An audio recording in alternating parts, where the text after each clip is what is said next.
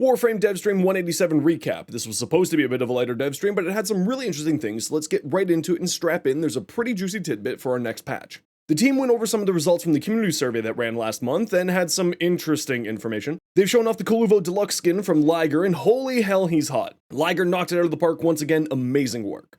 May 21st is the start of the next Night Wave, so make sure to get this season done in the next 3-ish weeks.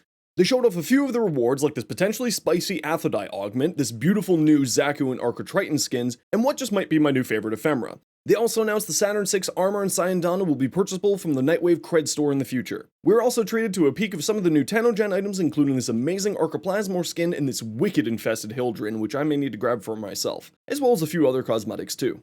We also found out about some of the quality of life stuff that will be coming with the next cert build, and these are actually really amazing, I won't lie. For us endgame players, we'll be able to change our loadout in the Archimedium menu instead of constantly bouncing back and forth trying to get the right loadout. Now this is something that I'm super excited about, but they're going to be giving us tabs in the arsenal for different types of weapons and warframes, which for new players will be a really nice improvement. Especially the warframe section, since it will be separating them out into what archetype that they fall into, like damage, support, or survivable. Honestly, I'm overly excited about this. This is going to make a lot of lives a lot easier.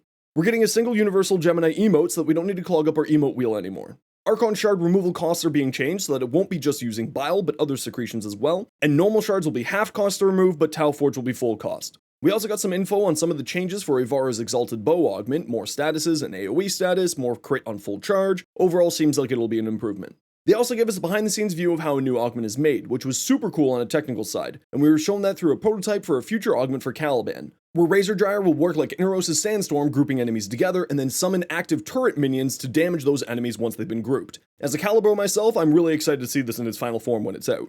Next Friday, May the 2nd, we'll be having a special alert event kind of thing called the Galleon of Ghouls, where we'll be working for Vayhek and have to hunt down and capture a ghoul. The kicker to it is that we won't be able to use any of our abilities, and we'll have to use an Ogress that has self-damage turned on, so you better hope that you got good aim. In the event, we'll be able to farm 2 new Grineer-themed weapons, the Sword and Shield and Tonfa that were leaked by Electroframe a few weeks back. Don't worry if you missed this event, they said that they'll be adding this into the Ghoul Plague event loot table, so you'll be able to farm it in the future. And lastly, they showed off a new enemy type that we'll be facing in the next big patch, labeled Duveri Murmur. So either they're trying to throw us off, or we're heading back to fight Wally on our turf, which, I can't actually say how cool that could be. That's it for this month's dev stream, and don't forget that the next dev stream is on May 10th at 3 PM Eastern at PAX East, where we'll be finding out more about that next big patch as well as some other important details for the future. And it'll be the last dev stream before TanoCon. As always, sub for more tips and news, and swing by my Twitch if you need any help.